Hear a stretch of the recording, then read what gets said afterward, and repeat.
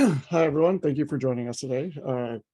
Good morning, good afternoon, and good evening to wherever you are joining us from today in the world. Thank you very much for being here. My name is Francesco Del Carpio. I am the coordinator for CIFAL York operations, and I would like to officially open the fourth session of our Equity, Diversity, and Inclusion in Disaster and Emergency Management speaker series. And I would like to start with a land acknowledgement. We acknowledge and recognize that many Indigenous nations have longstanding relationships with the territory upon which our campuses are located that precede the establishment of York University. The area is known as Takaranto and has been caretaken by the Anishinaabeg Nation, the Haudenosaunee Confederacy, and the Huron-Wendat. It is now home to many First Nation, Inuit, and Métis communities. We acknowledge the current treaty holders, the Mississaugas of the Credit First Nation, and the territory is subject to the Dish with One Spoon Wampum Belt Covenant, an agreement to peaceably share and care for the Great Lakes region. As this is an online event, our participants may be joining from various locations, so I strongly encourage you to learn about the traditional land upon which you are located. With this, I welcome our moderator, our speakers, and our participants from around the world. Welcome to our webinar. For those who may not be familiar with CIFAL York, our center was established in 2020 and started its operations in 2021. CIFAL York was created in collaboration between the United Nations Institute for Training and Research, UNITAR, and York University with York Region to develop and deliver training and knowledge sharing, as well as capacity building programs across 5 focus areas, which are disaster and emergency management, health and environment, entrepreneurship and economic development, equity, diversity, and inclusion, and promoting the Sustainable Development Goals. This speaker series brings together speakers from academia, public and private sectors, and NGOs with expertise, experience, and research in equity, diversity, and inclusion in disaster and emergency management. The speakers and their presentations will span across all CIFAL York focus areas throughout the entire series. With more than 330 individuals registered for this speaker series, we're very glad to say that this series has been received very well by the academic and professional colleagues from around the world. Today's session is the 4th session of the 6 sessions currently planned for this series. So without further ado, it is my great pleasure to introduce our moderator, William Gagnon. William Gagnon is a green buildings and decarbonization expert. He holds a building engineering degree, a graduate certificate in sustainable carbon management, a climate fellowship from Cornell University, and has been named a top 30 under 30 sustainability leader by Corporate Knights magazine. He worked as an economic development officer and change maker for the acceleration of circular economy strategies and green jobs in Yellowknife, Northwest Territories, and is currently an energy transition advisor for Médicins Sans Frontières. William has been involved with the Green Party since 2015, when he was the leader of the Concordia University Young Greens. He held a term on the Young Greens Council from 2016 to 2017, and then joined the Federal Council from 2017 to 2019. He moved to Yellowknife and ran for nomination in the 2019 election. William has experience managing and leading campaigns, and he was also part of the GPC delegation to COP25. William is a board member for the Northern Council for Global Cooperation, promoting the Sustainable Development Goals across the 3 territories. One of the most defining moments of his life include a decolonization workshop with Dr. Leanne Betta-Samosek Simpson. William strongly believes that decolonization is capacity building for climate action. In recent years, William has spoken about green buildings, innovation and decarbonization, and has shared his eco-anxiety story at conferences in Whitehorse, Yellowknife, Montreal, Seattle, Anchorage, Spain, China, the Netherlands, Sweden, and Norway. He lives, works, and plays on Chief Dragi's territory of the Yellowknives Den. He is an advocate for LGBTQ2+ and eats happy meat once in a while. William is a carbon neutral individual. William, thank you for kindly agreeing to serve as the moderator. Welcome to the seminar, and the floor is now yours. Thank you, Francesco. I should be careful with what bios I send around. I just want to specify that I have no political affiliations right now. Thank you for having us, and thanks for everybody who's joining us online. So I'll be moderating this session. Please don't hesitate putting your questions in the chat if you have them now or later. I live on Chief Dragi's territory, the traditional territory of the Haudenosaunee First Nation and homeland of the Slave Métis, but I'm now in Cairo, Egypt, on my way to COP27. So if the internet drops out, I think it's okay. I think it's good. So I'll introduce our speakers one at a time, and then I'll let them present for half an hour. So we'll start with Dr. Noémie Gonzalez Bautista, and then we'll follow with Susamma Seeley. So I'll introduce Noémie first, and then they're going to go and present, and then we're going to do the same thing for Susamma. If you have any questions, again, put them right now in the chat, or as we go, and then I will take the questions as they come, and we'll answer them. So without further ado, Dr. Noémie Gonzalez Bautista has expertise in applied anthropology of disasters in a feminist and anti-colonial perspective. Their PhD research was a study of social interactions between Indigenous and non-Indigenous people and organizations, as well as human and non-human actors within multi-actor networks involved in forest fire management in Haute-Mauricie within the Nitaskinan Atikamekw. Focusing on the consequences of climate change and disasters, they seek to develop anti-oppressive research, particularly through the use of Indigenous and intersectional feminist approaches. And they're continually working on the challenges developing projects that support decolonization movements as a white European person living in what is known as North America. They are the co-founder of the Anti-Racism Committee of the Risk and Disaster Typical Interest Group at the Society for Applied Anthropology. Noémie, the floor is yours for the next half hour. Thank you for the introduction, and thank you for having me today. So I'm going to share my screen to start my presentation.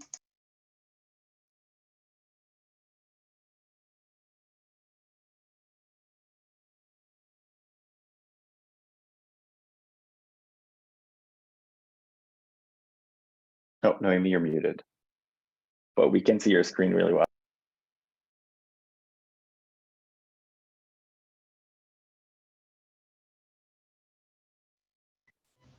Okay, is it working? And you can still see my, yeah. Okay, yeah, so go ahead. I don't know. So today I'm gonna, in this series about diversity, equity, and inclusion in emergency and disaster management, on my part, I'm gonna focus on gender and sexual diversity. First, I'm gonna share a few information, some information about me so you can know my positionality. A few of them were already told in my introduction, but I'm gonna just focus on them a little bit more. At least the thing that I think are relevant to understand my positionality today. Then my presentation is gonna first focus on gender and sexual diversity in relation to emergency and disaster management. And the last part, in the last part, I will connect that to the question of challenging the colonial process, given the fact that, as it was said earlier, we are on stolen indigenous land right now, and most people in this continent, the Americas, are, as well in other countries in the world. So I think it's important to talk about that too. So I am a white, queer, non-binary person from Europe. I just finished my PhD in anthropology, specifically applied anthropology of disasters. And as it was said by William, I'm trying to build research and work that is anti-colonial, which means at least partially that I want to support decolonial movement, and it means also other things. And also I'm trying to develop anti-oppressive research and work in general. And in the last 10 years, I have worked a lot with indigenous people and indigenous communities, mostly on climate change adaptation and wildfire management, wildfire experiences. So, to start on the subject, I wanted to talk about, oh yeah, sorry, there is another thing I wanted to specify about my positionality. It's that I am not, I think often in emergency management, we focus on vulnerability when we're talking about the social aspect of disasters and emergency management. But as it was also said by another presenter earlier in the series, Linnea Warren May, I am not highlighting vulnerability. I am trying to highlight the system that create vulnerability, because I think it's where we can really act. And vulnerability is not something that is like part of human being or human groups. It's something that is created socially. And I put a reference by Marino and Fass in the references I'm going to share that can, if someone wants to explore that a little bit more. So let's go into the subject of the talk. I'm going to start by talking about what is the gender binary and what it means for disaster and emergency management. I'm going to start from like really the beginning of explanation, just for people who really don't know anything about that, because I think it's important, and often we need to clarify those things. So there are more than two genders in society, in human societies, even plural in general. But society in general, and so also emergency and disaster studies and emergency and disaster management, often consider that there are only two genders. So men, women, male, female, the words are often used interchangeably. So yeah. And the other aspect of that is that society in general and emergency and disaster management also often see family from an heteronormative perspective. And I'm going to go a little bit more in details on that. So this is what we call cis heteronormativity. And cis heteronormativity means that the procedures and like the response and recovery initiatives, the action that's going to taken, that's going to be put in place during a disaster or an emergency, and also the studies that are going to be done in disaster research are going to consider that individuals are masculine men or feminine women. And I'm putting that in quotes because it's a way just to say that we think about gender as being like men and women, and we associate some characteristic to men and some other characteristic to women.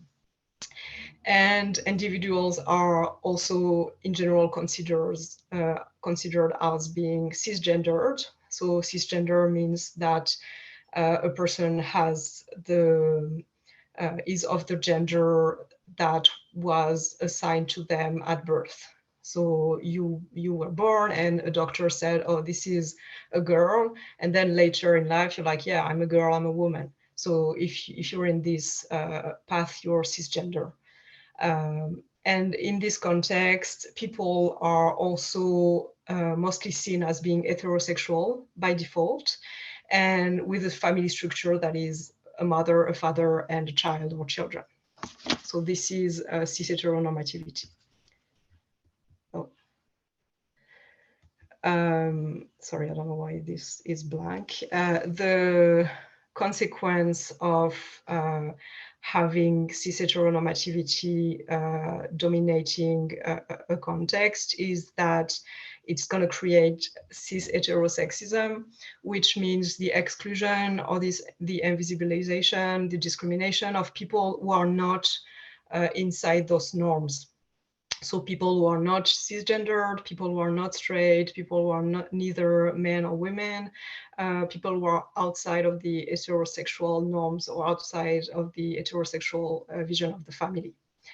And this can cause also additional trauma during or after a disaster.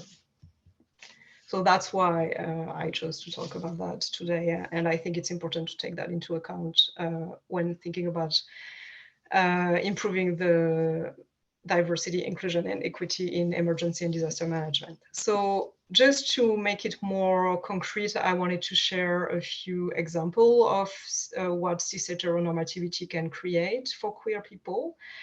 I'm using the term queer people as a general term instead of saying 2S LGBTQ plus community or being more specific. Sometimes I'm going to be more specific, talking about trans people or gay people, etc. But when I use queer, it means like a general umbrella of all people who are not straight or not cisgender, or etc.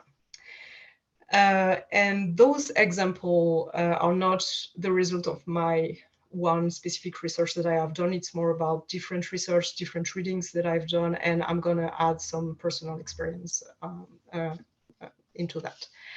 So I wanted to talk first about what Gorman, Murray et al. Called queer genocide, which is about the fact that queer homes and queer neighborhoods can be unmade by disasters and also by response and recovery strategies following a disaster. So why is it different from, for example, people who are not queer? Well, the thing is, for a lot of queer people, the private home can have a specific role as a safer space. Because society in general is, as I was saying, is cis heteronormative. So there is a lot of homophobia, transphobia, and so queer people can feel unsafe outside of their home, but inside their home, and sometimes they're going to hide their identity outside of the home, but inside the home they can be themselves. So if you don't have this place, where can you be yourself? You have to change, you have to hide yourself a lot in a context that's already very stressful, like a disaster. The other aspect is that queer home and queer family involves not only the house, but also specific venues, specific organizations, organizational like spaces in the neighborhood or even the town that allow to connect with other queer people. And as I was saying again, to be yourself, just exist as yourself. And so home is a physical place, but it's also emotional. And I put a quote from this article that say that what they want to do in this article is to argue that government, non-government and emergency management and information and communication organization must consider LGBT population when developing disaster response policies, because it is very specific. So what cis heteronormativity in emergency and disaster management can have as a consequence is also additional violence and additional trauma for queer people experiences disasters. For example, there can be the lack of privacy in shelters, or even like verbal, physical, and sexual abuse. This is especially true for trans people, and it's even more true for poor trans people. And this is about like the whole world. So it's in North America, but also elsewhere in the world.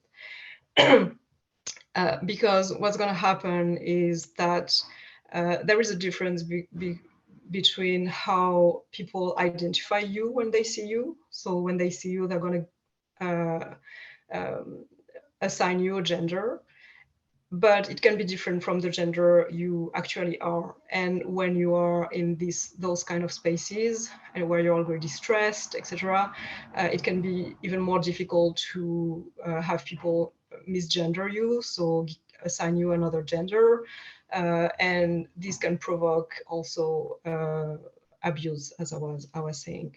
There is also like very clearly a lack of access to some resources sometimes for recovery. The article I'm quoting here gave an example of a lesbian woman who had to say that her partner was her sister in order to access resources from FEMA in the US after Katrina, because it was not working with the boxes of FEMA, like to be a lesbian living with to be a woman living with a female partner. So it can really just sometimes you cannot have access to resources. And sometimes it can even force people to come out to reveal their gender identity or sexual orientation, because not everyone is openly queer to everyone. And when you are in the shelter, when you are out of your house and you can be forced to reveal your gender identity or sexual orientation, we can be very traumatizing, and once again can bring a lot of abuse and violence. So I've called this slide, what are the solutions? But there are not like magical solution and simple solution that you can just apply and it's gonna change everything. It's really about starting a process to change emergency and disaster management strategies, to deconstruct the cis heteronormativity of them. So the first step, what I'm trying to do, in fact, today, is kind of start to understand the problematic. And then the idea is to check the procedures, the politics, the actions that are taken during disaster and emergency and see how they are cis heteronormative and change that. Which means make them more open and more adapted in terms of gender and sexual diversity. Also, that's something that's been said in another talk and probably several talks. I remember Shansia Willis saying that representation is important. So it's important to have more queer people, like openly queer people involved in management or in leadership positions. And because there are already queer people, but sometimes it's not possible to be open because the place is not welcoming enough. You know you're gonna experience some abuse if you open about it. So it's important to work on that, and also do more collaboration with diverse 2S LGBTQ+ organizations. And I insist on the diverse aspect because the queer community is like, there are so many different people in the queer community. So it's important to have representation of all those different experiences in this big community. The other aspect I wanted to suggest is to create openings and fundings in official emergency management procedures and agencies to support the existing support network, recovery initiative, resources that already exist or that are developed by queer organizations or the queer community itself, because they have an expertise that the official institution dealing with emergency management may not have. So usually there is like one way to proceed, but it's important to create opening to make space for other way to proceed that can be more like better for a specific community. And also on the side of research, it should be important also to do more studies that include gender, but beyond the binary, not only focus on men and women. That's been done, which is what has been done mostly along the year. So yeah, the other aspect, I already mentioned this, but I think it's really important. It's important to take into account the diversity of experiences, because here I've been talking about like the queer community or queer people in general, but as I was saying, there are very different experiences in this community. Like, for example, the experience of a gender non-conforming trans person is very different from the experience of a cis gay white man, for example. And also in relation to that, it's important to take into account the intersection of identities and oppressions. So some people will experience the consequences of cis heterosexism, but others will experience that and racism and ableism and ageism, etc.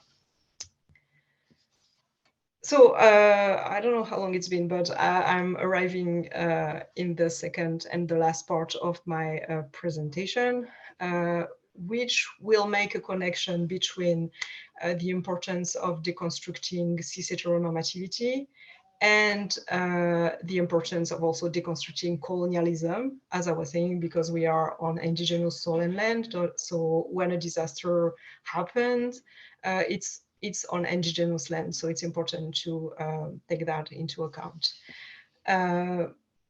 So what is this connection between those look very different? So heteronormativity, as I was saying, exclude, I mean, yeah, in an heteronormative context, you only see one type of family, the nuclear family, the heteronormative family. So one father, one mother, and the children. This excludes not only queer people, but it also excludes communities and family structure that are different.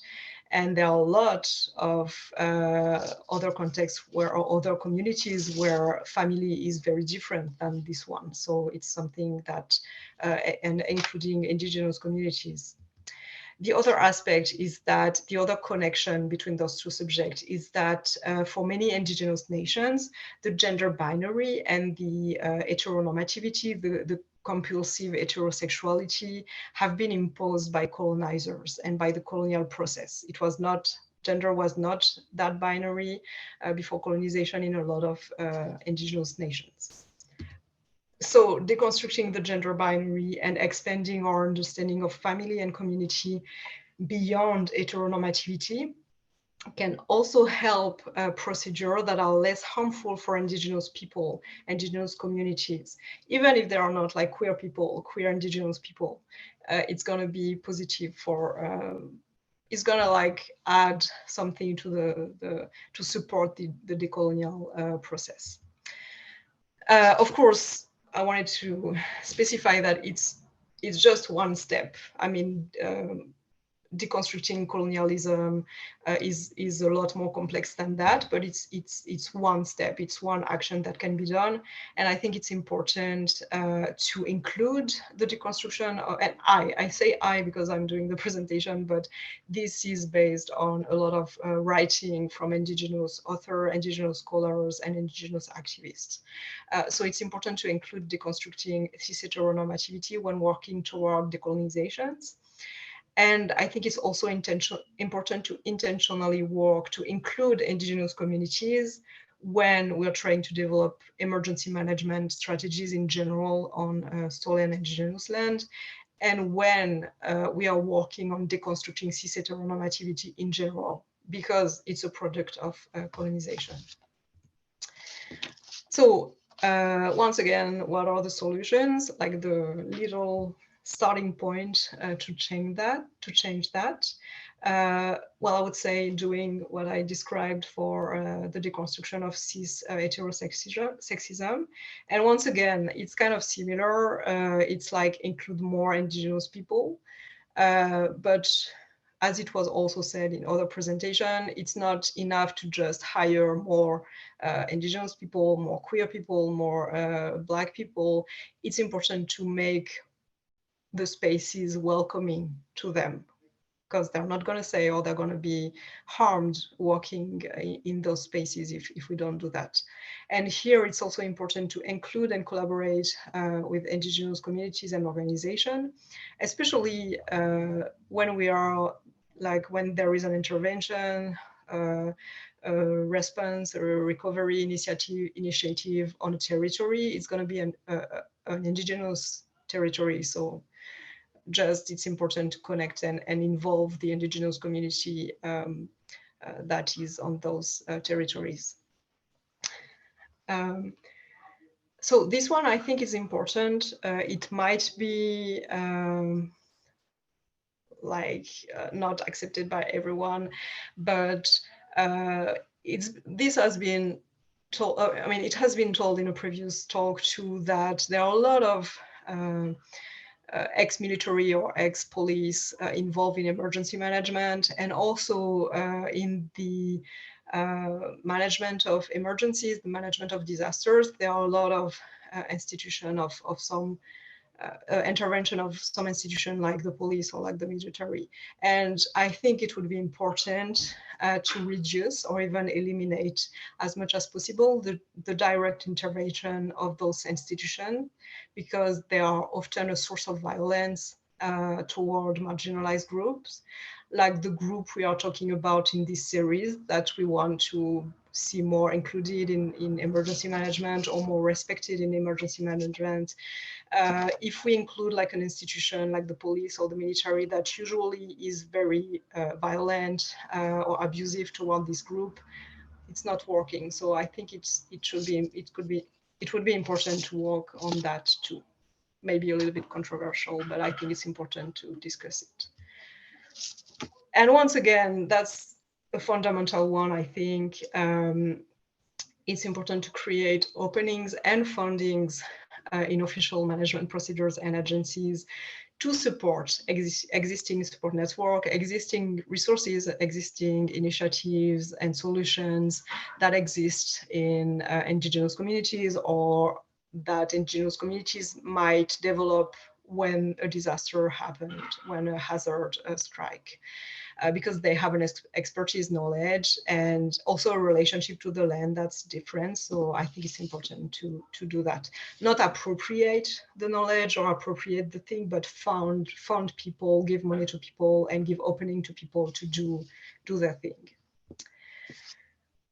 In conclusion, like a kind of a general conclusion, first I want to say that I have put in my PowerPoint a lot of references to like explore more the subject I'm talking about, and I will be happy to share my PowerPoint with the organizer so they can send it to people attending today, because this was just like an opening to think about that, and I think it's important to read like what already exists on those subjects. And so what I wanted to say in conclusion, kind of a general conclusion, is that when we talk about diversity, equity, and inclusion, I think this can mean a lot of things and target many groups of people, as we are seeing in this series. So I think it's always important when we do that work in organizations to define clearly what we mean. What do we mean when we say we're going to do diversity, equity, and inclusion work, to avoid making those terms even more hollow. They kind of lose their meaning if we just use them without explaining them. And what I wanted to articulate with this presentation, I hope it was clear, but there are a lot of like systemic oppressions and discriminations in our institutions and our society, and sometimes it can feel kind of overwhelming. Especially, I have worked with mostly with wildfire management organization, which are very male and white dominated in North America. So when we start from that, it's like, well, where do we start? There is so much to do. And with this presentation, I wanted to show that a lot of operations are kind of connected to each other in a way. So it's possible to just say, okay, we're going to start with that, because you have to start somewhere. So just decide where you're going to start. And then you can see how, by starting, for example, on working on gender and sexual diversity, how can we connect that to other oppression? Oh yeah, you see, heteronormativity comes from colonization. So we can also use that to work to decolonized or procedures and stuff like that. So that's what I wanted to bring with this presentation. And also the fact that it's important to include people who are experiencing what we are talking about, because they have the expertise. Queer people have the expertise of queer experience. Not all queer people have the trans experience, only trans people have the experience of being trans, etc. And this is an expertise. So it's important to keep that in mind. Okay, I hope it was clear enough, but I will be happy to answer questions to clarify things or go further in some aspect. And you can contact me later also if you have questions. Thank you so much. Thank you so much, Noémie. That was great. I learned a new term, queer domicide, which is now part of my vocabulary. So thank you for that. I encourage you, Noémie, to go in the Q&A and answer some of the questions that are there. I think some of them can be answered textually. And so while you do that, we'll be listening in to Susamma. So Susamma Seeley is a US Army veteran who served as a medical specialist. She is also a former chairperson for the International Association of Emergency Managers, the USA Council Conference Committee. Currently, Susamma is a disaster practitioner getting a PhD in disaster science and management. She attends the University of Delaware, working on her dissertation proposal. Her research is on the role of bureaucratic discretion on the implementation and delivery of disaster relief or recovery programs. She is particularly interested in understanding if there's a relation between state-level bureaucrats, their past experience with disasters, and the choices they make for their states. Susamma also studies the role of power and privilege in leadership and disaster management. So the floor is yours for the next 30 minutes. Thank you so much. First of all, can you hear me? Yeah. Perfect. Thank you. Dr. Noémie, thank you so much for your presentation. I want to say, if I got to choose who I got to go after, I want to say thank you for yours. And thank you, CIFAL York, for this opportunity. And I want to thank all those folks who put these opportunities and these spaces together, because when we talk about diversity and equity and inclusion, you know, folks like me, brown women, we don't often get these chances. So I want to be grateful. So let's get into this. As introduced, I'm Susamma Seeley. As you can see from my slide here, I'm a disaster practitioner getting a PhD, and I'm gonna bring your attention back to this when we get further into it, into the topic here. So I'm going to talk to you all about moving beyond the traditional DEI concepts, right? Focusing in on identity and multicultural competency in emergency management. So as I said, I'm a practitioner. I stopped being a practitioner and decided to get a doctorate. I obviously had reasons for that.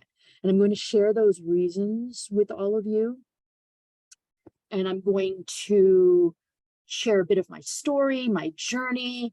And as I do this, I'm going to talk to you about what was going on, what I was thinking. And some of it is going to be uncomfortable for some of you. Some of what I share will be truthful. Well, actually, all of it will be truthful. Some of it will be difficult to hear. And I'm going to continue to share it.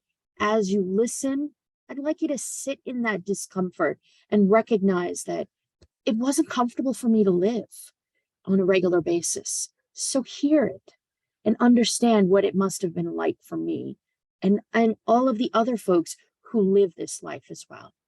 So let's share this next 30 minutes together.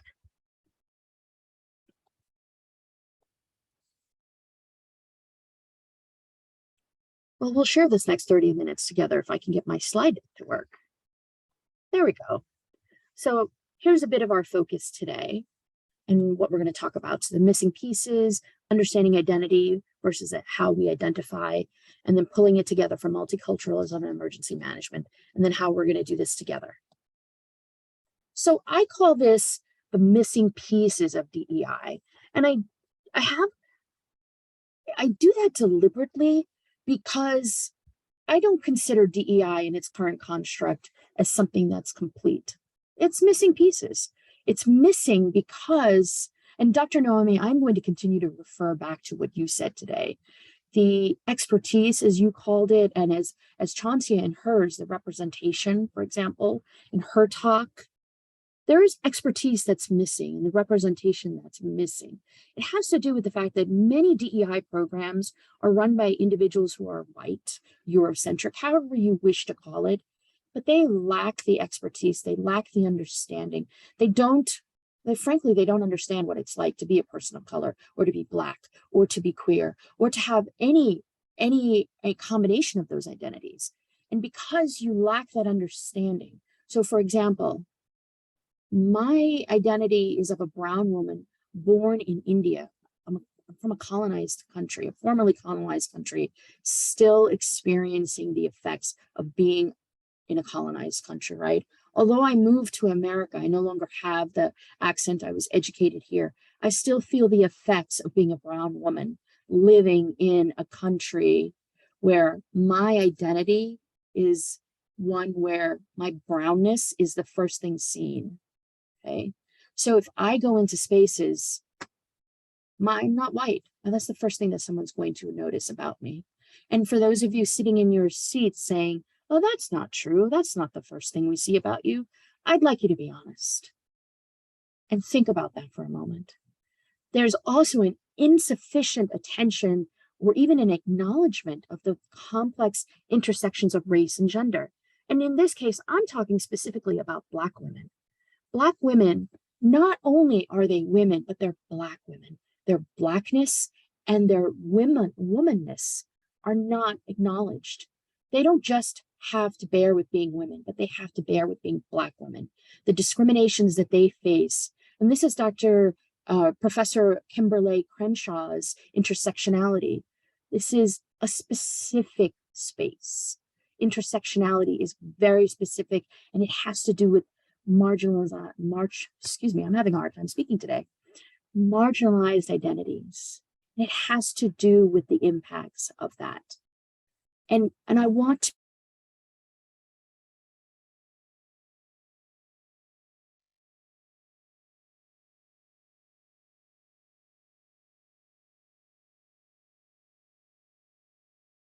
it is about colorism. And by the way, the US is where being a Black woman is different. In other countries, you may not be a Black woman. You may be from Ghana, or you may be from Liberia, or you may be from the islands, you may be Caribbean. The US is where you are Black. How about absent or reduced race talk? What is that? That's where we don't even acknowledge race. That's right. Here in the United States, where I'm sitting in Maryland, the home of the Lenape, right? That's where we don't even acknowledge the fact that there is a race, or the fact that we have these socially constructed constructs, or groups, where we say, oh, well, we have folks who say, oh, I don't see race. We don't acknowledge that. And you know what, that's a problem. Because if we are constantly sorting and categorizing and treating people based on the color of their skin, the shade of their skin, colorism, right? Or how we get treated, or how we get assigned jobs, or if we get promoted, or if we get brought in for interviews based on our names, what our names sound like, how we look, then yes, we have to acknowledge that. And that needs to get built into DEI programs. And if that's not acknowledged, then do we really have engagement? Do we have diversity? And then, of course, if none of that is acknowledged, do we really have job satisfaction? And in case you're wondering, all of that is connected, every last bit of it. And if you have turnover, and if you're wondering why all of your employees who are not white don't stay, or if you have no non-white employees, or if you have no non-white leadership, you have to ask yourself why that's happening. And it's not because it's an accident, it's because people are making choices to not hire, or to not look for, or what are the systems, the issues, the processes. Within disaster and emergency management spaces, both domestically here in the United States and abroad, now specifically here within the United States, somehow diversity started equaling white women. And I know here at my school, here at University of Delaware, somehow diversity started equaling, well, let's hire white women. And for those of you who are in the audience bristling right now, yeah, I know that sounds upsetting, but I'd like you to start looking around. When did it become easier to address sexism instead of racism? Does that upset you? Yeah, it is upsetting, but it is the truth. And if you are upset by that, well, there are a lot of us who are upset by that.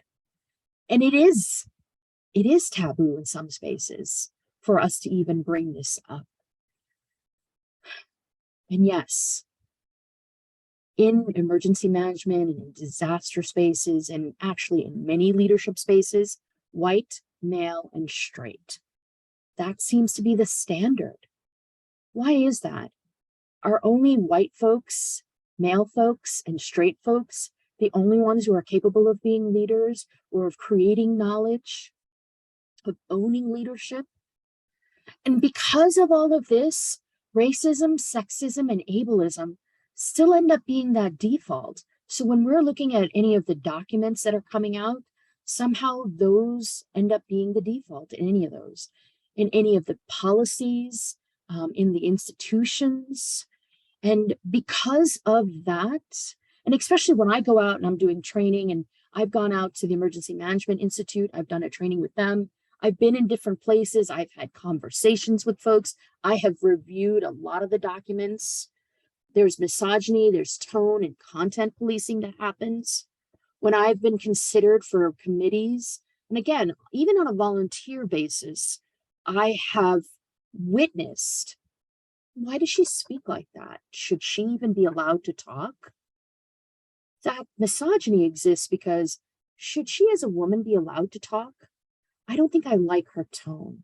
Some of you are sitting right now, and then perhaps those of you who will be watching this video at home later are thinking, I don't think I like what's coming out of her mouth. See, this is why we shouldn't give women education. And if you are thinking that I'm being sarcastic, yes, there is an element of sarcasm, but there's also truth in what I'm saying. And this is not appropriate. This is definitely not appropriate.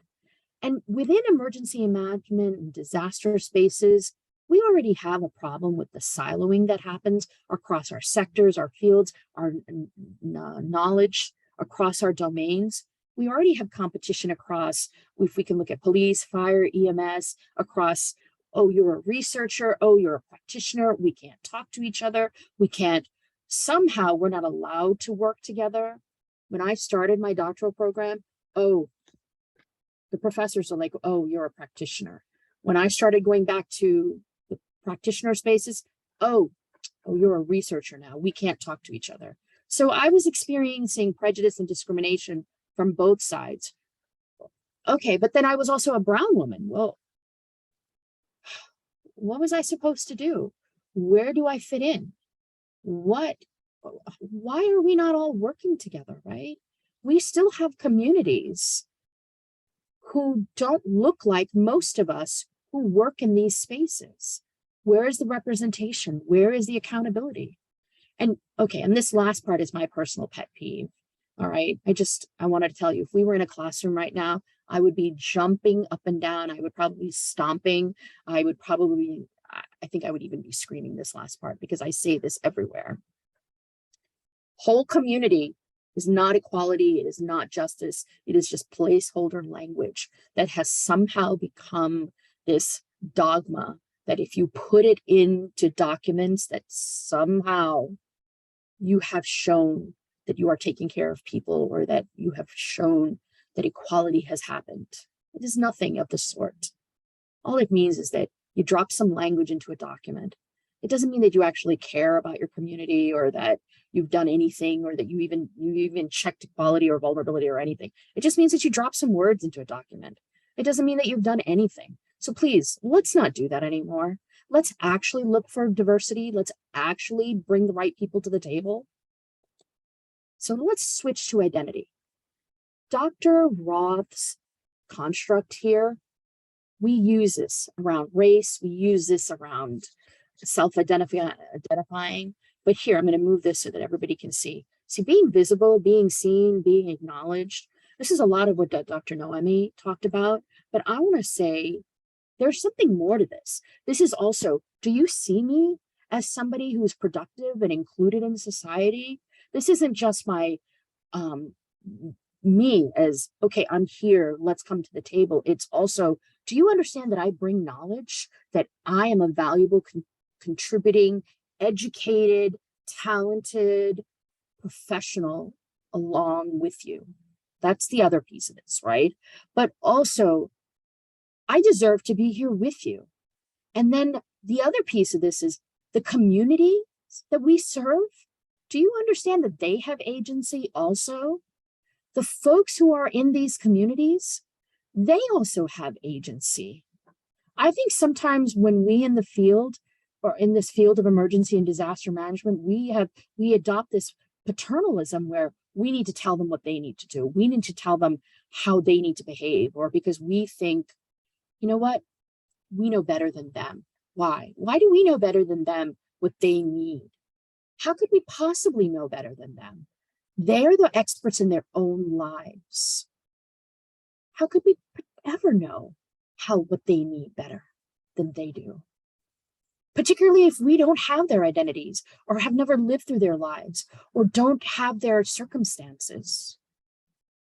How could we ever know?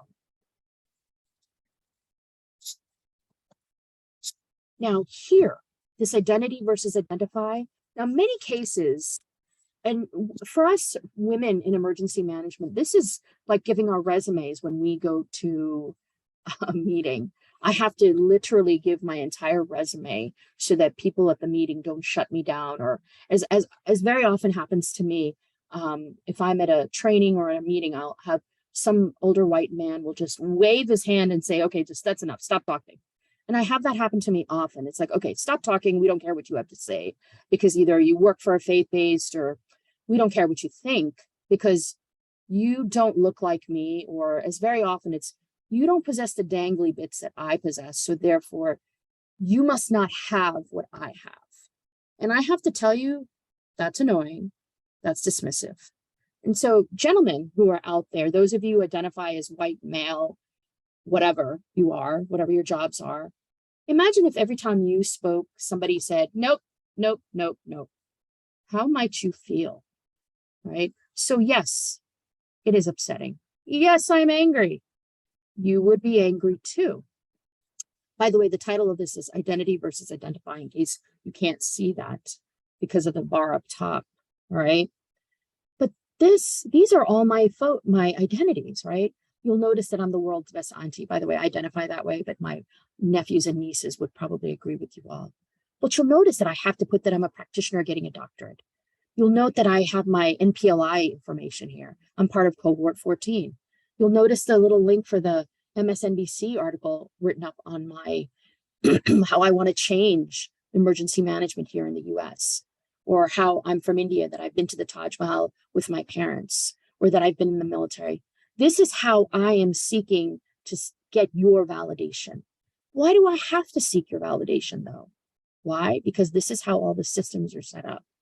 Now, I have to do this at every meeting. Why? Because these are how all the institutions, the systems, and the process are set up, that I have to do this. Because in a way, I don't wear a uniform, right? Now, Dr. Karen Fields and her sister Barbara Fields, they both wrote a book called Racecraft. And I think it was Dr. Barbara Fields. She gave a lecture at Duke earlier this year, and I was fortunate enough to have found the link for it. And she spoke about identity versus identify, which is why I find this so fascinating. And I'll tell you quickly, she used the example of an officer who attended, he said, when he's an officer in uniform, everybody identifies him as a police officer. When he is not in uniform and he attends a scene, is he still a police officer? Do his colleagues see him as a police officer? No, they do not, because they will see him as a black man with a gun. Even if this police officer says, I'm a cop, the other officers will see a black man with a gun, and they will immediately associate that black man with the gun, and they will go to that association, which is associating that black face with criminality, which is one of the most common associations here in the United States, and I dare say around the world, okay? Well, we make associations like that constantly. And because our DEI programs of diversity, equity, and inclusion are missing pieces, we don't have the right people leading them, we are not teaching the right lessons, and we don't have the right frameworks in place, we make mistakes like that all the time, and it is harming people. We are harming people.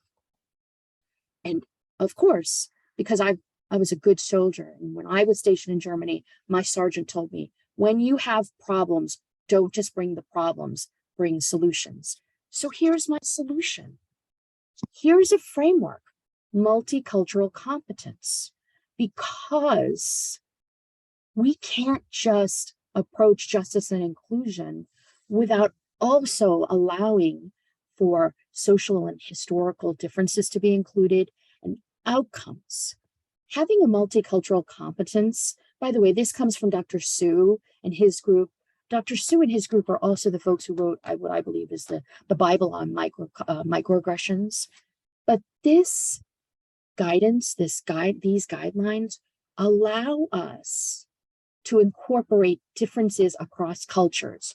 As Dr. Noémie brought up in her talk, this allows individuals and families to be who they are, their different identities. This could be allowing us to let family groups be what they are, so that you don't have to be the typical, you don't have to have the typical nuclear family identity. You can have extended families. People don't have to be forced to come out if they don't want to. If you have different grieving rituals, different family rituals, you don't have to be patrilineal, you could be matrilineal. This allows us to do that. More importantly, having this multicultural competence allows us to stop wasting time on intent, because our current DEI structure, we waste so much time on, did that person mean? What did they mean? Did they mean to be rude to us? Let's stop wasting time on that, because, you know, frankly, we need to be honest. Yes, we have racist people all around us. Sometimes we're racist. And frankly, there are people out there who are more concerned with being called racist than being racist. And you know what? Frankly, I'm tired. I'm so tired. And I think lots of us are tired about it. Let's just stop worrying about it. Let's work on the outcome. We have policies, institutions, systems that are not working. Should we not be looking at the outcomes? Should we not institute a different guideline or a different approach that we actually have a chance to address people's needs where they need it and not where we think they need? We are not the experts at what other folks need. They know better than we do. And having a different guideline that allows them to take their own agency and apply it is so much better.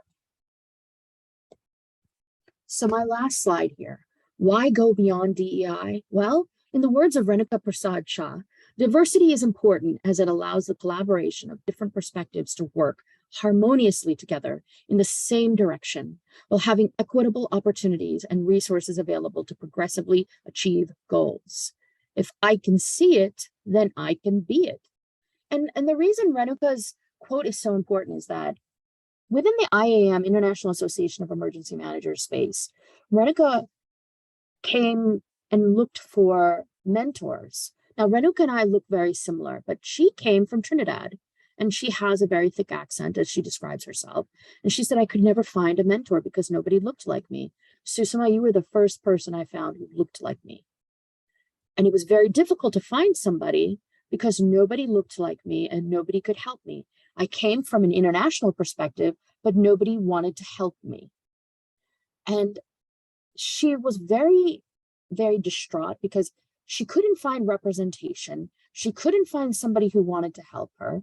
And as much as she sought assistance, part of her challenge was, I couldn't get somebody who was interested in helping me. So the more time I spent with her, I discovered a few things. There is a lot of assistance out there, and there are a lot of groups that will say, we're here for gender solidarity. So you'll see groups that will say, we're here for women empowerment within emergency management or male empowerment, right? But when you take a closer look at these groups, you will notice that a lot of these groups are led by white men or white women under the guise of women empowerment or male empowerment or coaching or mentorship. But ultimately, you see a lot of folks, when you start digging deeper, you see a lot of people of color behind the scenes, maybe collecting information, writing articles and doing things. But it's the white folks who are in charge and getting the attention and, you know, going around doing things and, you know, getting seen. And people of color doing the work behind the scenes. And when I see that, I'm very leery of that. I look at that and I think, is this just another way to exploit people of color? Is this really how we want to do things? If you want me to join something or to come along and say, hey, join my group, or hey, will you join my group? The first question I ask is, who's working with you? And why is everybody white? It's just like the manels and the panels, right? If every speaker you have is a white male or a white female or all of white, yeah, I have a problem with that. Okay. If you don't have representation, if you don't have any queer folks, or you don't have anybody who represents different groups, if you don't have any Black women represented, it's the same thing. If you have a Black group, but you don't have any Black women represented, you only have Black men, is that diverse? I have to ask. Because if it's a group that represents, if you say you're that, but you don't have all of the folks who could possibly be there, are you really representing everybody, right? And it is up to us to seek that interdependence, because otherwise we are not diverse, we are not equitable, and we are certainly not inclusive. I'm going to leave you with this quote from Mary Parker Follett, who I have just discovered in my dissertation research. And I feel that it took me 6 years to find Mary Parker Follett, the mother of modern management. And I think I found my guru. But Mary Parker Follett says, we have not yet achieved interdependence. And I think that that's what we are seeking in emergency management and disaster management. So thank you so very much for this opportunity to speak and to share my perspectives with you all. Susamma, thank you very much. I really enjoyed this. I love your words of truth. Dr. Gonzalez Bautista has been answering some questions in the chat. And how are we going to go about this? So I think a lot of the questions in the chat have been answered or are being answered. So let's start maybe with a member of the audience who would like to ask a question verbally. So I will take the first hand up.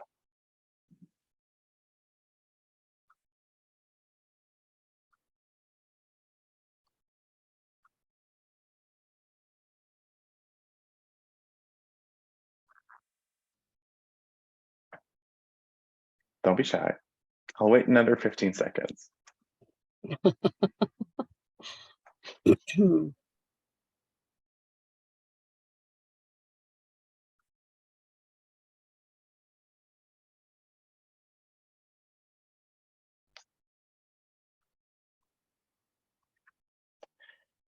All right, so the question that's left to be answered here in the chat is from Taris Goodwin.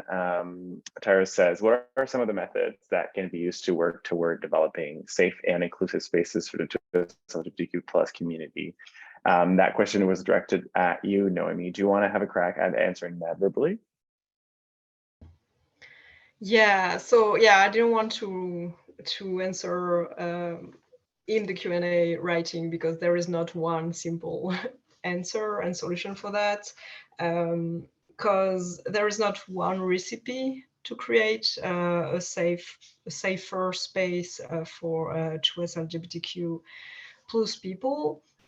So I will just go back to a few things that I said in my presentation. That would be, the first step would be to have more queer people in our staff, like for people who want to create those spaces. If you have more queer people in your staff, you're gonna be more able to find a solution, or at least like maybe collaboration you can develop to develop that. So that's the first thing. So to do that, it means hiring more queer people, or and so you have to look at your hiring process and your own organization. Is it safe? Is it open? What can I do to improve that? There are a lot of resources online. And also, I would add that it's important to collaborate with other organizations. And I think it connects to the concept of interdependence that Susamma was mentioning earlier. We have to understand that we can't have the solution and understand the experience of everyone, because we only live our own experience. So we have to connect with other people to understand their experience. And to that, I want to add the important aspect that we should not ask people to do that for free. So what I'm saying is not like call the marginalized person, the queer person, don't do that. Don't do that. There are professional people who you can hire, you can pay them to do that work, to help you look at your hiring procedure, to help you look at your organization and see what can you do to be more inclusive to queer people, more inclusive to Black people, racialized people, etc. So more accessible to people with disabilities. So do that, like collaborate with your local organization and also hire people, pay people to do that work and help you improve your own organization. So that's what I would say to answer to this question. Thank you. That's a good question. Thank you. Thank you. Susamma, anything to add on that? No, Dr. Noémie, you said it exactly right. Pay people, don't ask them to do it for free. Thank you. I forgot to mention that, so thank you for saying that. This is another reason why we do need to collaborate, because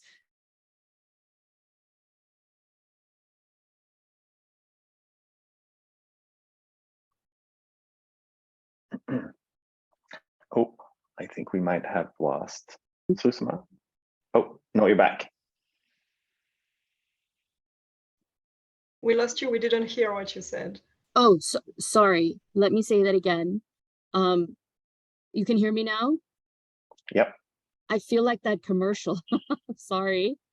I was saying, so I was saying, Dr. Noémie, this is why we need this collaboration, because I forgot in my talk to say we need to pay the professionals to do the training because they have the experience, they are trained to deliver it. And this is why we have to have collaboration, because Dr. Noémie, you just said it. I had forgotten to include it in my talk, but this is why we collaborate, because as a collaborative space, we will fill for each other. So thank you. So building on what you said about not wanting to be called a racist, but not being more concerned about being called a racist than actually being racist. I have worked in organizations where, I won't name the organization, but as an example, the Indigenous Relations manager or advisor was a white woman who to me had, upon interacting with them, I didn't really see what really they were bringing to the conversation. So I obviously totally agree on paying the people to do the work, but in instances where the person paid is, I feel like in some instances there needs to be some deconstructing before we can build. So how do we go about that? Would you agree with the need to deconstruct and actually build up, or and how would we go about this? So the question is for both.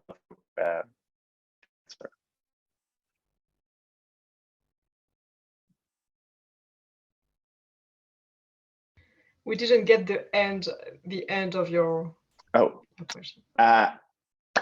Yeah, the question is for the both of you. So maybe we can start with Susamma.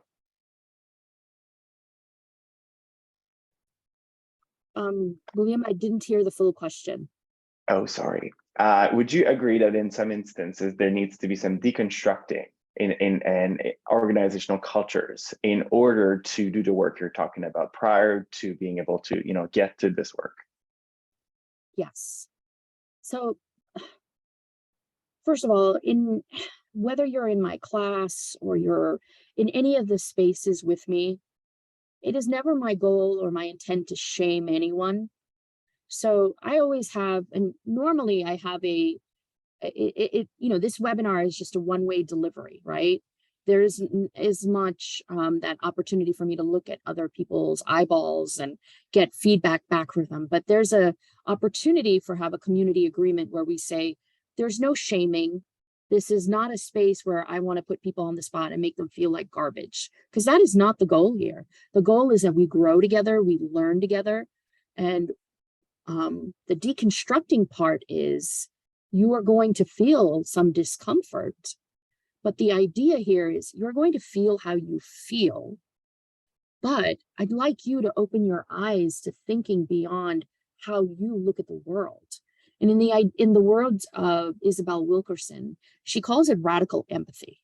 And what I do is I take what she says. So for example, if we were to look out into the world, we look out at the world through our eyes, right? So if I ask you, William, and the rest of the folks in the audience, look out into the world, you would do that, but you would still do it through your eyes, through your body, through your experiences, right? So you would still process it through your experiences. Instead, radical empathy says, through Isabel Wilkerson's approach, is don't throw through your white body and your male experiences, if that is your identity, for example, right? Instead, perhaps take my identity, brown woman, large, immigrant, right? Naturalized citizen of the United States. Do it through what my experience would be. How would I engage through the world with my physical presentation? How would I navigate the streets of New York City, for example, or wherever you live? How might the environment engage me and the people who might see me? How might my interactions be different? Because at that point, you might see, oh, that person may ignore me when I walk into a store. Oh, they may give me a different price because they may not like me. And see, and it's that point of interaction, they say, oh, you do get treated differently. Oh, I see the point that you're trying to make. And it's at that point they recognize, oh, I didn't realize that all this time we are being treated differently. And that was the only point that I was trying to make. I wasn't trying to make them feel any different way. I was just trying to get this person to see that we have different experiences. And there's nothing wrong with recognizing that, you know, sometimes we are racist, but we can grow from it. Because being racist doesn't mean that we are horrible people. It just means that we had a different view. We can grow from it, though.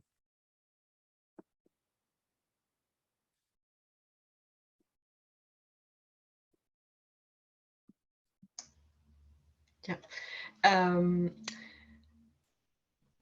What I would, first, something you said, Susamma, made me rethink about a question that I replied to on the Q&A, and which was about the fact that sometimes it's a faith-based organization that's managing the recovery and things like that. So the question was, how can we deconstruct cis heteronormativity when there's a faith-based organization like doing this work? So first of all, I want to remind everyone that cis heteronormativity is everywhere, not only in faith-based organizations. But my reply, I feel, was incomplete because I would say that you should also go talk to this organization, because it's not because it's a faith-based organization that it's automatically rejecting queer people or homophobic or transphobic.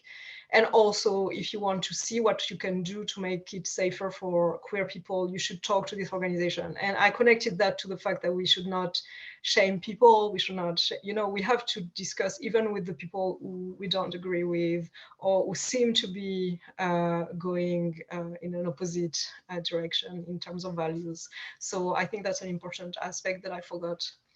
And to reply to to add something to your question, William, I would say that that's a question that's very close to me, because my research was, I did my PhD research with indigenous communities. I was working on the relationship between the Atikamekw community of Womantashi and the Wildfire Management Organization. So I was working on this relationship. So not specifically with I was not doing an ethnography of an indigenous community. I was really working on the relationship, but this put me as a white European person with a specific expertise on this relationship, on the relationship with indigenous people. So now that I'm looking for a job, there are a lot of that kind of position that I could apply to.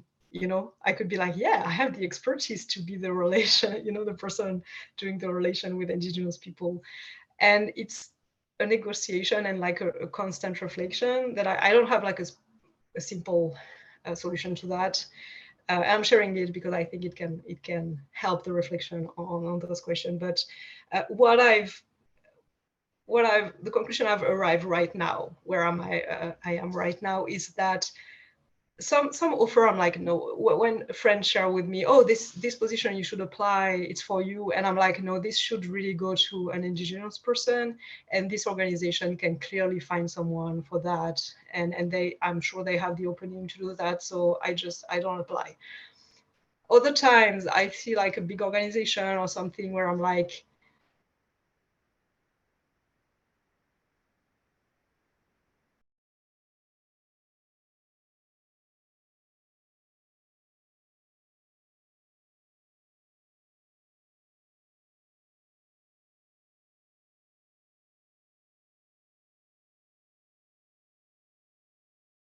to that kind of position. And my idea is that if they hire me instead of an indigenous person, it means that there is something I can do in the organization to make them able to hire an indigenous person next time. So that's kind of the position I'm trying to occupy. You know, I'm like, I mean, I have to find a job. And I have this expertise, so I'm going to try, but I'm going to try to work and use my privilege, use the fact that my white privilege make me have this position to work with this organization and make it more open to hiring the person, like the racialized person, the indigenous person who should have been hired from the start. So that can be something to keep in mind. But yes, it means that the organization should do the deconstruction work before hiring someone. And sometimes at the same time, I mean, it's difficult because you have to start somewhere. But yeah, you have to make your space welcoming before hiring someone that is not in the norm that your organization has been built on. Thank you. Thank you very much. Okay, so there's two questions in line here, and I will add myself in third in line. So the first question is how, because I really want to talk about shame, actually, because so I work in climate change, and shame is a topic that we also deal with. So the first question is, how are hiring processes being changed or adapted to screen for queer individuals when questions around gender or sexual orientation are almost never brought up in the initial stages of the hiring process? The person asking the question specifies that this mostly applies to the Canadian context. Second question is, Mrs. Seeley, you had mentioned that some cis straight white men don't have sufficient experience or knowledge about what it is like to be a different gender, race, or culture within disaster and emergency management. Is there anything that you could recommend to improve my experiences or knowledge of these subjects and improve my understanding? I hope that isn't too broad a question. Yeah, so we'll start with the question about the screening processes for job applications. Okay, so I guess I'm gonna go with this one. I feel that there are people who are expert in hiring processes and making them more open, less racist, less homophobic, etc. So this is not my expertise. So I would not know, like, you know, exactly what do you do. And also, it's not about the question you're going to ask in your hiring. I mean, it is often like cis heteronormativity, and it's the same for racism and all the systemic oppressions. Most of the time, there are so much inside our procedures or process and all that we don't even see them. It's not obvious. It's not that there is a question that you asked that's obviously homophobic or something like that. Usually it's just something that's there, but it's hard to like see it concretely. So once again, I would say just you have to find, I'm sure there are like experts on those questions that you should you could hire or read about that. But yeah, this is not my direct expertise. So Sorry, it's like.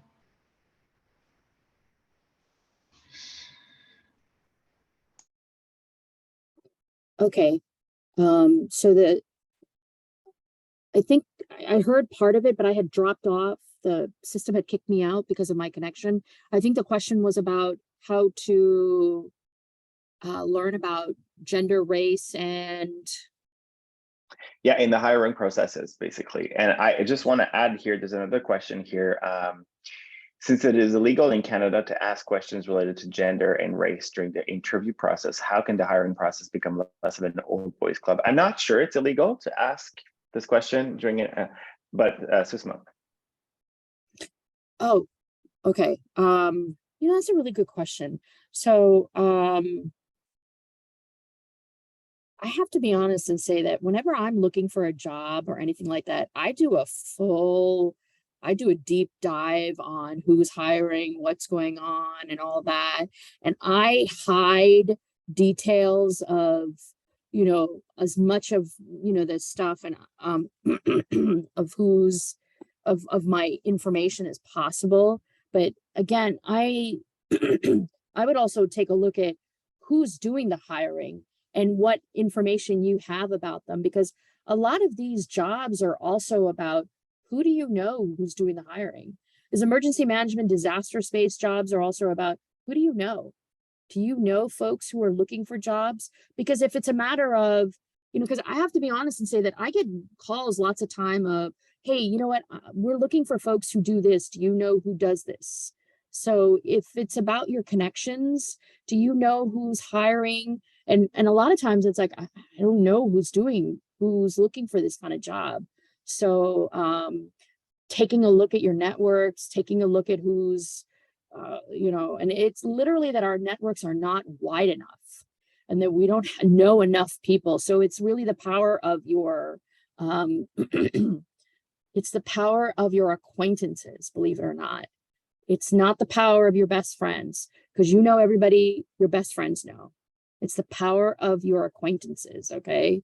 So broadening the acquaintances that you have and all these networks, that we have.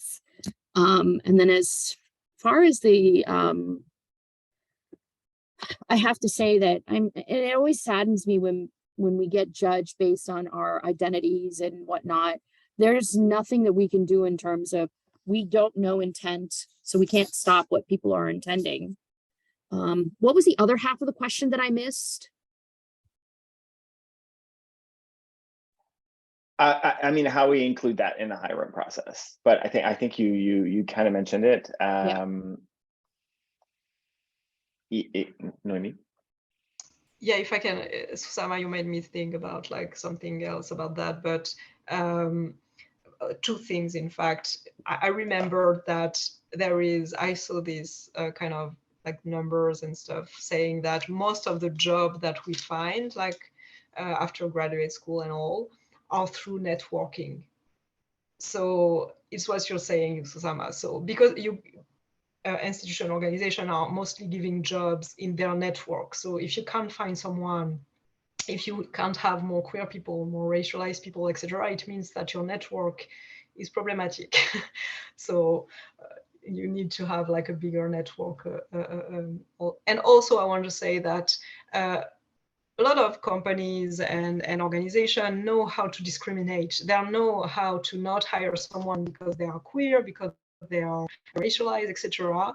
So if they can do that in that way, they can do that the other way. So there is a way to find information and to hire the person because they have this identity.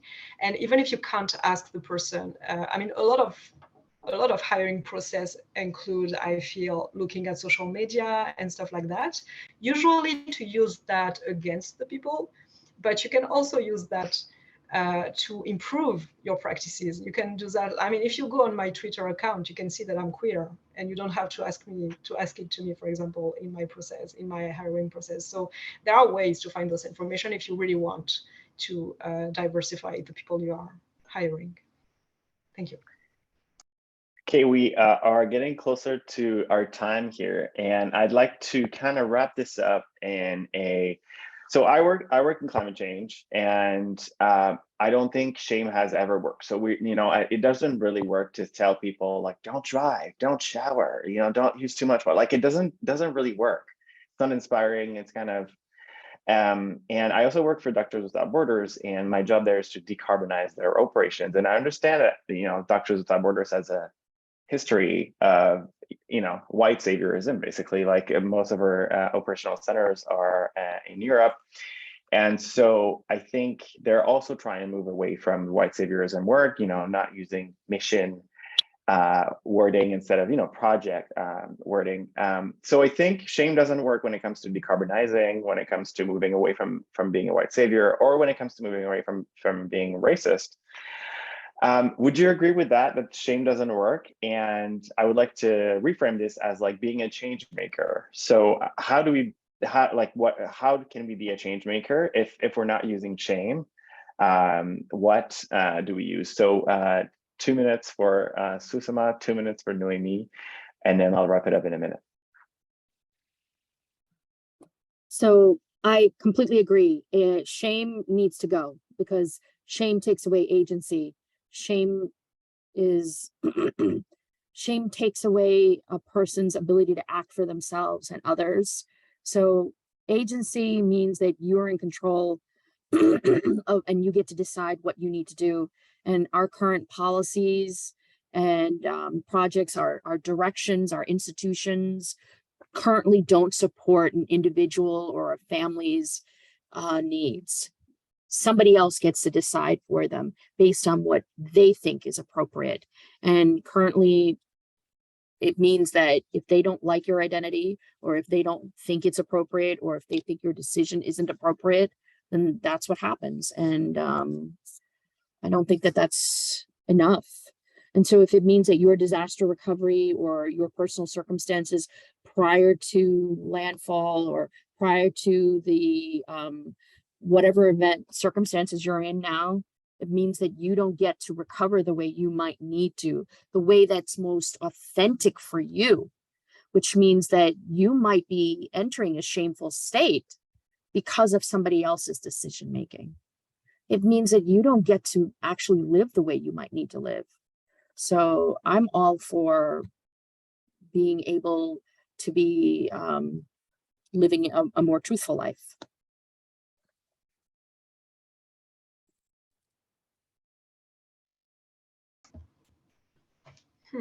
Well, yeah, I agree that shame is not a tool that makes things change or happen. But I feel that shame is a tool used a lot by oppressive systems to maintain things the way they are. And what I do personally, my strategy to avoid that, avoid like having people stuck into shame or guilt, is to remind, like when I was working with the wildfire organization, I told them that there are problematics in their institution, like racism and colonialism and all that. But I always remind them that this is from the global system. Like it's a systemic oppression. Those are systemic oppressions. Sorry. So it's not a way. We have to find like the balance between not feeling not responsible because it's the system, so it's not us, but also understanding that it's also the system. So it's not. We are not bad people, as Susamma was saying. You're not a bad person because you did or say something racist. You grew up in a racist society, so you have to do work to deconstruct that. So you don't have to feel ashamed of that. And I think also a way to avoid shame is to talk about those stuff a lot more.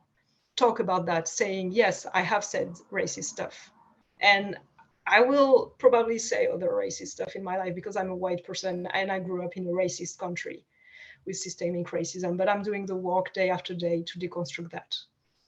And when we talk about stuff, shame disappears. we have shame when we just think, oh, it's only me, I'm a bad person and all that. So yeah, and so yeah, I would find this balance between like the systemic and the individual responsibility, which for climate change is also important. Not put everything on individual people. System are responsible a lot, companies are responsible a lot, etc. So yeah, I don't know if it makes sense or anything, but yeah, that's my reply. Thank you so much. I'm hearing authenticity, vulnerability, personal work. You know, I think climate change, we call this like eco-anxiety or eco-grief. And, you know, I'm hearing the same thing. It's, you know, it's funny, we should have more of these like intersectional webinars. Thank you so much, Noémie, Susamma, for your intel and your ideas, your skills, and everything you shared today. I was really glad to be part of this conversation. I would like to thank CIFAL York and York University for trusting me into moderating the session. I just feel like I was listening in to a talk. So thank you so much. And with this, I'll pass it back to Francesco, who's going to be highlighting, you know, the upcoming webinars with CIFAL. And thank you again to everybody. Yeah, thank you. I just want to echo what you just said. Thank you, Dr. Noémie and Susamma, for those great presentations. Very interesting, very enlightening. And thank you, William, again for moderating the session and excuse me, and facilitating the Q&A. I will just quickly share my screen before we go. So we do have 2 more sessions left. Just as a reminder that it is in 2 weeks is the next session. We will have Dr. Barbara Warzynski and Dr. Jennifer Spinney presenting on the topics of COVID-19 and how that impacted the disaster and emergency management from a defense perspective in Canada. And Dr. Spinney will be addressing the different experiences that people have had in severe wind events in Ontario relating to her research in tornadoes and the national or the Northern Tornado Project. So everyone who is registered will be getting an email reminder the day before the session, but just for anyone who's here and wants to make sure they mark it on their calendar to be here. The information is here. And thank you again also to everyone in the audience and everyone who asked questions and who participated. Thank you for taking the time to be here.